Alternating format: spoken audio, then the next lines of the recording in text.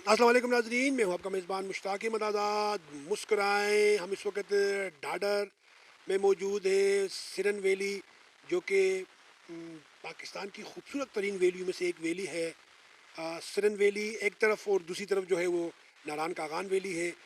इस तरफ जो नाजरीन पहाड़ है, इसके पीछे जो है वो बालाकोट और पारस का एरिया है, और ये सिरन है। और जहाँ पर हम मौजूद हैं, डाडर, जो दुनिया की सबसे खूबसूरत और पुरफ़ज़ा मकाम ये यहाँ का करार दिया गया है। ये अभी की बात नहीं है, ये आज से 300 साल पहले जब लॉर्ड मिनरो यहाँ पर आया था, तो उसने बाकायदा यहाँ पर मिनरो ट्रैक बनाया और फिर मिनरो सेनेटोरियम बनाया, जो बाद में डडर सेनेटोरियम के नाम से मशहूर हुआ और अब भी है। और यहीं पर एक खूबसूरत रिज़ॉर्ट है, लाहौर गेस्ट हाउस, हम वहाँ पर मौजूद हैं। और हमारे साथ शिराज आलम साहब हैं। बेसिकली हैं तो ये लाहौर के, लेकिन अब ये यहीं पर आकर यहाँ के सरन वैली के मुकीम बन चुके हैं। ये यहाँ पर कैसे आए और लाहौर गेस्ट हाउस का सफ़र कैसे शुरू हुआ, ये सारी तफसील हमें बताएंगे हमारे जो शिराज आलम साहब हैं। सर, आपका बहुत शुक्रिया। मैं चाहता हूँ कि मुस्कुराएँ, हम सिरन वैली में हैं, तो ज़रा बताइएगा कि लाहौर गेस्ट हाउस का सफ़र कैसे शुरू हुआ और आप दुनिया के सबसे खूबसूरत पुरफ़ज़ा मकाम पर कैसे आए। सबसे पहले तो आपका बेहद शुक्रिया कि आप दुआ न्यूज़ के प्लेटफॉर्म से हमारे पास तशरीफ़ लाए। मैंने आपसे रब्ता किया तो आपने टाइम निकाला अपने कीमती वक्त में से। यहाँ सिरन वैली जो है इसका मेरा यहाँ पर तकरीबन 3 नस्लों से ताल्लुक़ इस तरीके से है कि मेरे जो परनाना थे वो इस इलाके में अपनी रिटायरमेंट के बाद अपने एक दोस्त से मिलने के लिए तशरीफ़ लाए, और ये जगह उनको इतनी पसंद आई कि वो अपने मामलात से फ़ारिग होने के बाद, अपने बच्चों को सेटल करने के बाद यहीं पर ही आके रिटायरमेंट की ज़िंदगी गुजारने लगे। और काफ़ी तवालत वाली उम्र के बाद अल्लाह ताला की बारगाह में वो उन पर्दा फरमाया उन्होंने। तो बचपन से उनके पास आया करते थे मिलने के लिए। तो वो यहाँ उन्होंने कुछ लैंड वगैरह ख़रीदा नहीं था, लेकिन ये है कि वो फलाही कामों में काफ़ी हिस्सा लेते थे, तो यहाँ के लोग उनको अभी भी जानते हैं।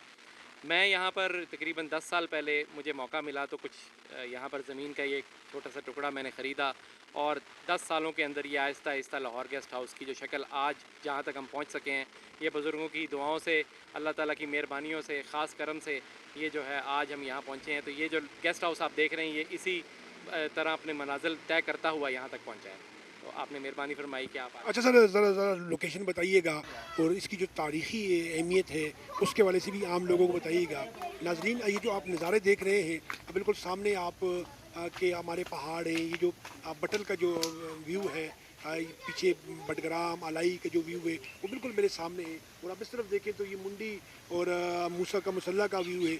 और मेरे पीछे जो है ये मेट्रो ट्रैक है। और यहीं से रास्ता अगर आप यूँ जाएँ तो खूबसूरत तरीन पाकिस्तान के खूबसूरत तरीन बंगला यहाँ से 1 घंटे के फासले पर है, वो है कुंड बंगला।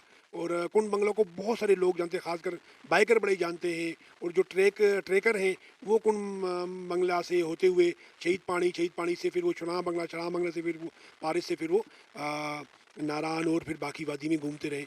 तो ये इस खूबसूरत तरीन और पुरफज़ा वादी में मौजूद है। ज़रा बताइएगा इसकी लोकेशन, इसकी तारीख़ी अहमियत। यहाँ पर आने का जो तरीका है, वो पहले तो कुराक्रम हाईवे थी, तो उस पे कुराक्रम हाईवे के ज़रिए लोग जो है वो हसन अब्दाल, इस्लामाबाद से आते हुए हसन अब्दाल से कुराक्रम हाईवे के ज़रिए यहाँ आते थे। लेकिन क्योंकि अब यहाँ हज़ारा एक्सप्रेसवे सी पैक का जो हिस्सा है वो बन गया हुआ है, तो यहाँ आना अब निहायत आसान हो चुका है। इसीलिए सिरन वैली जो है वो अब काफ़ी तेज़ी से लोगों में मकबूल आम हो रही है। जब मानसरा इंटरचेंज, जहाँ से आप नारान की तरफ भी जा सकते हैं, अगर आप वहाँ से हज़ारा एक्सप्रेसवे पे कंटिन्यू करें और उस पर फर्दर आगे आप आते हो, तो एक जगह आती है शिंक्यारी के नाम से मशहूर मकाम है। जब आप उसको क्रॉस करते हैं तो इचरियाँ नाम की एक जगह 5 मिनट के बाद आती है। वहाँ से जब आप एग्ज़िट होकर सीधे हाथ वापस आते हैं कराक्रम हाईवे पे, क्योंकि वहाँ कराक्रम हाईवे और हज़ारा एक्सप्रेसवे साथ साथ चल रही हैं, तो तकरीबन आधा किलोमीटर पीछे एक रास्ता उल्टे हाथ को डाडर और जबूड़ी की तरफ चढ़ रहा है, जो कि सिरन वैली का रास्ता है। जब आप उस रास्ते के ऊपर आते हैं तो वहाँ बोर्ड लगा हुआ है, एक प्रॉपर साइन है। और अगर आप गूगल मैप्स, जो कि आजकल अवामुन्नास यूज़ कर रही है, अगर अपने फ़ोन के ऊपर गूगल मैप्स लगा लें तो वो खुद ब खुद ही आपको ये गाइड करते हुए इस रास्ते पे गूगल मैप्स आपको इस तरफ ले आते हैं। अगर आप नहीं भी कर रहे हो तब भी आराम से आप इस रास्ते को ढूंढ सकते हैं। जब आप उस रास्ते के ऊपर आ जाएं तो आगे तकरीबन 12 से 15 मिनट का रास्ता डाडर तक आने के लिए बीच में मुख्तलिफ छोटे छोटे जो हैं गाँव और छोटे छोटे कस्बे आते हैं, जिसमें से एक कस्बे का नाम जो है वो डाडर है और हम मेन रोड के ऊपर जो है वो वाक़ हैं। तो लाहौर गेस्ट हाउस को मिस इसलिए नहीं किया जा सकता कि ये एक मेन लोकेशन है, दूर से नज़र आता है कि लाहौर गेस्ट हाउस सामने आ गया है। ये बड़ी प्यारी आपको इन्होंने डायरेक्शन बताई है। नाज़रीन, अगर आप मोटरवे पे आ रहे हैं, ज़रा मोटरवे पे, तो आप मानसरा को क्रॉस मत करें, आप सीधा आएँ तो आगे टूल प्लाज़ा आएगा। टूल प्लाज़ा को आप क्रॉस करेंगे तो 12-15 मिनट बाद आप सीधे हाथ पे आप देखेंगे इचड़ियाँ का साइन बोर्ड होगा। आप अपने सीधे हाथ पे मुड़ जाएँ तो साथ में ही रोड पे आप मुड़ते मुड़ते आएँ, थोड़ा सा आगे आएँगे तो उल्टे हाथ पे आपको डाडर, जबोड़ी, सच्चा का बोर्ड होगा, तो उस पे आप आएँगे तो 15 मिनट बाद आप यहाँ पहुँच जाएँगे। दिलचस्प बात ये है कि अगर जो बंदा इस्लामाबाद से निकलता है या टेक्सला से या इस पट्टी पोठवार की पट्टी से निकलता है, तो 3 घंटे में वो सीधा यहाँ पर पहुँच जाएगा। सुबह 8 बजे निकलता है तो 1 बजे से पहले बल्कि बहुत ज़्यादा वो 11-12 बजे यहाँ पहुँचकर वो यहाँ स्टे करे और थोड़ा यहाँ पर खाना-वाना खाने के बाद वो आगे मुंडी पूरा एक एक पूरी सिरन वैली भी खूबसूरत तरीन ठंडी और दरिया सरन के किनारे आबाद एक खूबसूरत वैली है। आप इसको विज़िट करते वापस आएँ, यहाँ पर स्टे करें, तो या तो आप दिन में भी पूरा सफ़र कर सकते हैं या आप एक नाइट करें। और सबसे सूटेबल, सबसे अप्रोचेबल, सबसे ईज़ी है। और शिराज साहब को मैं दाद दूँगा कि उन्होंने वाक़ई तमाम चीज़ों को मद्देनज़र रखा। यकीन जानिए, अगर आप लाहौर से भी सुबह अर्ली इन द मॉर्निंग निकलते हैं तो आप यहाँ पर आराम से 7 घंटे में पहुँच आप यहाँ पर 4-5 घंटे करके आप फिर भी लाहौर भी जा सकते हैं। तो ये एक बड़ा अच्छा आपका ठंडा ठार पॉइंट है। आप एक स्टे कर सकते हैं, बड़ी अप्रोचेबल है। वादी नारान ही बड़ी खूबसूरत है, लेकिन वादी नारान का थोड़ा सा ट्रैक लंबा है, आदमी को थोड़ा थका देता है, 2-4 दिन रख के नारान जाना पड़ता है। तो ये वादी एक्सप्लोर भी नहीं हुई और बड़ी कुशादा भी है, रश से भी पाक है और बड़ी ग्रीन है। सब बात इसकी ग्रीन है। अच्छा, ये तमाम चीज़ें तो हम बता चुके हैं। अब बताएं कि आपके पास जो लोग रहना वाले आएंगे, जो लाहौर गेस्ट हाउस में क़याम करना चाहते हैं, उनके लिए लाहौर गेस्ट हाउस में आपने क्या रखा हुआ है?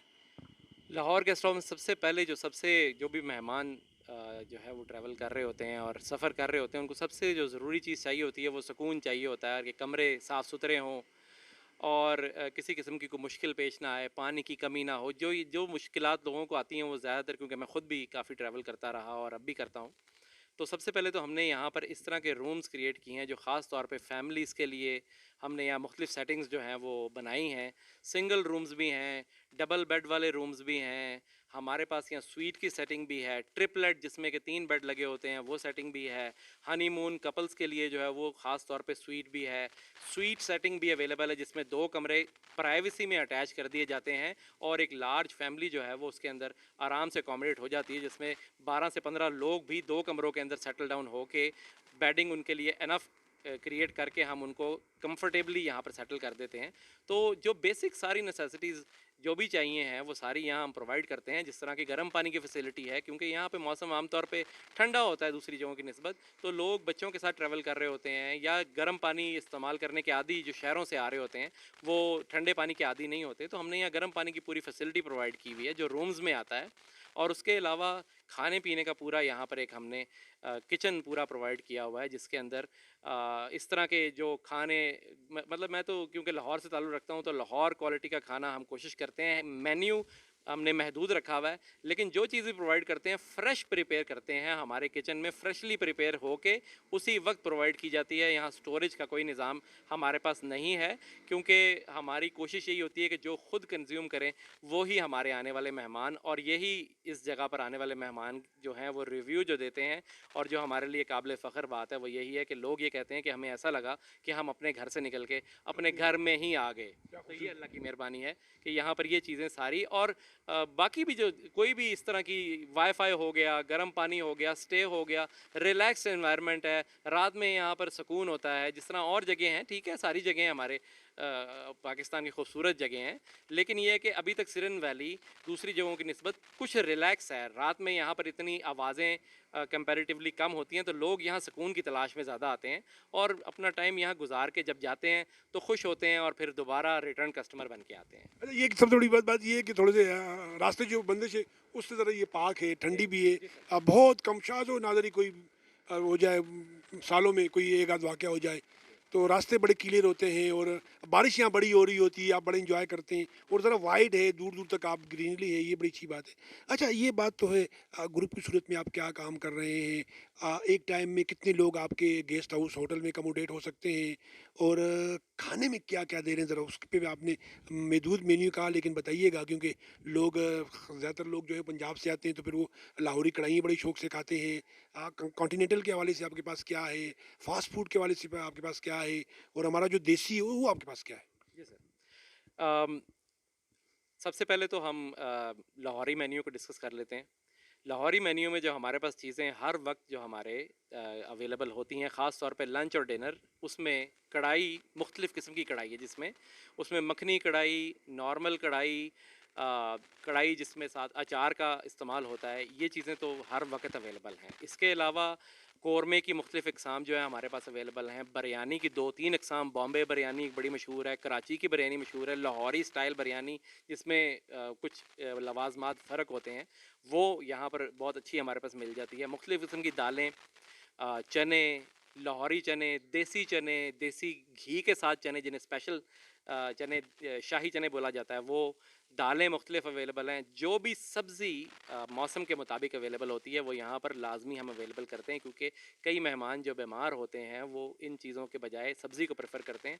तो ये ऑप्शन हर वक्त हमारे पास हर खाने में अवेलेबल होती है कि सब्ज़ी प्रोवाइड की जा सके। बाकी जो कॉन्टिनेंटल खाने हैं उसके अंदर चाइनीज़ राइस वगैरह, चाइनीज़ मंचूरियन वगैरह हम यहाँ पर अपने मेन्यू में नॉर्मली चलाते हैं और तकरीबन रोज़ाना यहाँ कंज्यूम होते हैं। बच्चे आजकल जिस तरह के ज़्यादा पसंद करते हैं बर्गर्स वगैरह, तो हमने यहाँ बर्गर की भी कुछ वैरायटी जो है वो अवेलेबल की हुई है। क्लब सैंडविच हम यहाँ प्रोवाइड करते हैं। उसके अलावा जो है वो शामी बर्गर यहाँ प्रोवाइड करते हैं। क्लब सैंडविचेज़ में भी 2-3 इकसाम आ जाती हैं, चिकन और नॉन चिकन ऑप्शंस आ जाती हैं, वो भी हम यहाँ प्रोवाइड करते हैं। चिप्स वगैरह प्रोवाइड करते हैं, फिंगर चिप्स यहाँ पर 2-3 वैरायटी में मिल जाता है। तो इसको महदूद रखते हुए कोशिश ये की है कि कोई भी फैमिली के एज ग्रुप में से ऐसा बंदा रह ना जाए, सिवाय जो शीरखोर होते हैं, कि कुछ ना कुछ उनके लिए यहाँ अवेलेबिलिटी हो, ताकि किसी को जहमत ना हो और बाहर जाके कोई चीज़ ख़रीदने की ज़रूरत ना पड़े।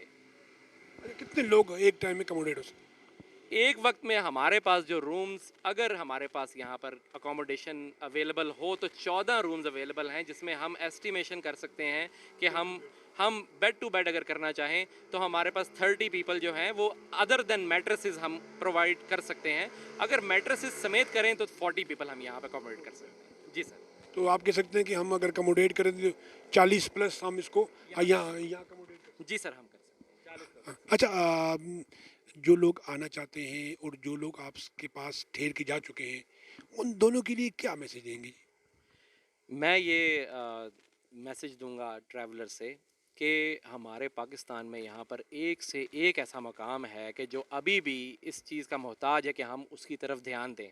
जिस तरह कि मैं ख़ुद भी मरी जाने वाला बंदा था और मरी बार बार जाता था और जगहों के बारे में नहीं था मुझे इतना इल्म। तो सिरन वैली तो क्योंकि मैं बचपन से आ रहा था, तो अल्लाह ने मुझे मौका दिया तो मैंने इस मुकाम को वो करना शुरू किया, प्रमोट भी और एक्सप्लोर भी करना शुरू किया। लेकिन इन ऐसा ना समझें कि ये इलाके कोई सेफ़ नहीं है या यहाँ आना जो है उससे आने से बेहतर है कि आप कहीं और चले जाएं, मुख्तलिफ मकामात पे जाएं। पाकिस्तान में अब यहाँ पर नॉर्थ में ऐसे इलाके कम ही हैं जहाँ कोई सेफ्टी इशू हो।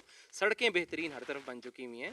सिरन वैली की तरफ ख़ास तौर पे मैं दरख्वास्त इसलिए करूँगा कि एक तो मैं ख़ुद यहाँ पर हूँ और दूसरा अगर मैं यहाँ मौजूद ना भी हूँ तब भी यहाँ पर कई ऐसी फैसिलिटीज़ और इसकी लोकेशन ऐसी ज़बरदस्त है कि अगर आप इस इलाके में तशरीफ़ लाएँ तो आपको अंदाज़ा होगा कि ये कहीं और दूसरे मकामात से पहुंचने में भी आसान है, फैसिलिटी वाइज भी बेहतर है, ग्रीनरी यहाँ ज़्यादा है, फॉरेस्टेशन यहाँ ज़्यादा है, सड़कें बेहतर बनी हुई हैं, लैंड स्लाइडिंग का कोई इशू नहीं है, खाने यहाँ पर अच्छी क्वालिटी के मिलते हैं, गेस्ट हाउसेज यहाँ बन रहे हैं। तो अब ये जगह यहाँ हो गया, अलाई वैली होगी, बटल का मकाम हो गया और भी इस तरह के मकामात, थाकोट हो गए, ये मकामात अब ऐसे हैं कि जो ईज़िली सी पैक के ज़रिए और हज़ारा एक्सप्रेसवे के ज़रिए आप बड़ी आसानी से डे में आके जा सकते हैं। तो आप इन इलाकों में ज़रूर विज़िट करें ताकि इन इलाकों में भी सेहत को फ़रोग मिल सके और यहाँ के लोगों के लिए भी आसानियाँ पैदा हो सके, क्योंकि यहाँ के ज़्यादातर लोग शहरों में जाके काम करते हैं। जब लोग यहाँ आएंगे इस इलाके में हमारे साथ शाना बशाना खड़े होके मुकामी लोगों के साथ यहाँ काम करेंगे तो यहाँ के लोगों के लिए भी मौके बनेंगे और लोगों को नई जगहों का भी पता लगेगा। एक बंदा आएगा तो साथ और लोगों को भी लाएगा, तो इस तरीके से हमारे मुल्क की तरक्की होगी। अच्छा नाज़रीन, मेरे बिल्कुल नीचे यहाँ चंद कदमों के फासले पर दरियाए सिरन वाक़या है। ये जो गेस्ट आते हैं बाकायदा ये उनको दरियाए सिरन को न सिर्फ गाइड करते हैं बल्कि लेके भी जाते हैं। इन्होंने इनके लिए वहाँ पर सामान भी रखा हुआ है जो सिरन में जाके वो स्विमिंग करते हैं।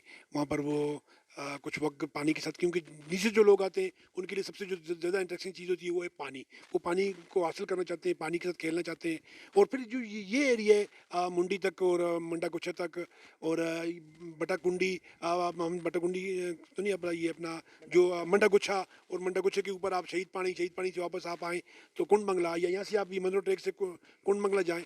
तो ये तमाम जगहों पर ले जाने के लिए इनके पास बाकायदा सहूलियात हैं, बाकायदा आपके इनके पास गाइड है, बाकायदा तमाम सहूलियात ये आपको प्रोवाइड करते हैं। गाड़ियाँ भी इनके पास हैं, आपको सब कुछ ये करेंगे। आप इनके पास आइए तो ये आपको नई दुनिया दिखाएंगे और बड़ी करीब से। और ख़ासकर आप यहाँ पर जब भी आइए तो आप इनसे कहिए कि हमें कुंड बंगला लेके जाएँ। आप यकीन कीजिए, कुंड बंगला पहुँच आपको वादी कागान आपके पाँव में होगी और इस तरफ आपके पाँव में वादी सिरन होगी और आप दरमियान में मौजूद होंगे।